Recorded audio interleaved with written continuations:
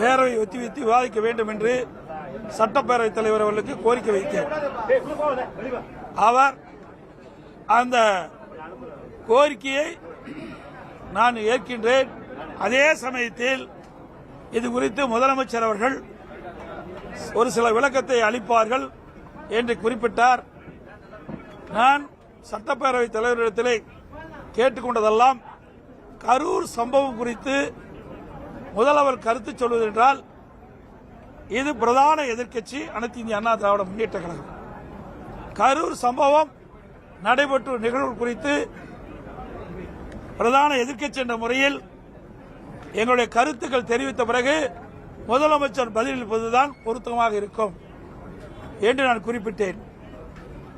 சட்டப்பேரவைத் தலைவர்கள் 56 விதி எண் 56 கீழ் பேசுவதற்கு வாய்ப்பு கொடுக்கிறேன் என்று சொல்லிவிட்டு உடனே முதலமைச்சர் அவர்களை அழைத்து நீங்கள் அரசனுடைய கருத்தை குறிப்பிடலாம் என்று அவருக்கு அனுமதி கொடுத்தார்.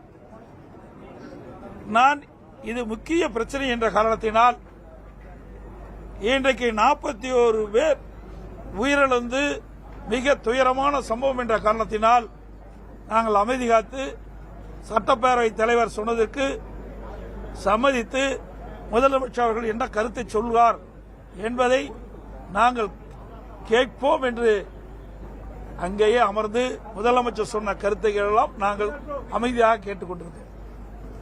அவர் இந்த திராவிட முன்னேற்ற கழக அரசு இந்த கரூர் நிகழ்வு குறித்து என்னென்ன நடவடிக்கை எடுக்கப்பட்ட என்ற விவரத்தை தெரிவித்தார். அதுக்கு பிறகு பிரதான எதிர்க்கட்சி என்ற முறையில் பேரவை விதி 56 கீழ் நான் பேசுவதற்காக அனுமதி கேட்டேன். அனுமதி கொடுத்தார்கள்.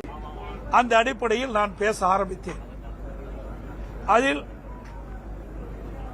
27/9/2025 அன்று வேலுச்சாமிபுரத்தில் தமிழக வெற்றி கழகத்தின் தலைவர் அவர்கள் மக்கள் சந்திப்பு கூட்டம் பேசிக் கொண்டிருந்த பொழுது ஒரு 10 நிமிடத்திற்கு பேசிக் கொண்டிருந்திருப்பார். அந்த சமயத்தில் ஒரு செருப்பு வந்து விழுகின்றது. இதெல்லாம் நான் சட்டமன்றத்தில் பேசினா அதை நீக்கி விடுவாங்க.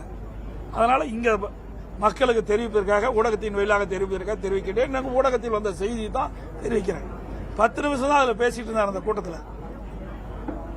உடனே ஒரு செருப்பு வந்து விழுகுது. அதை பற்றி இந்த அரசு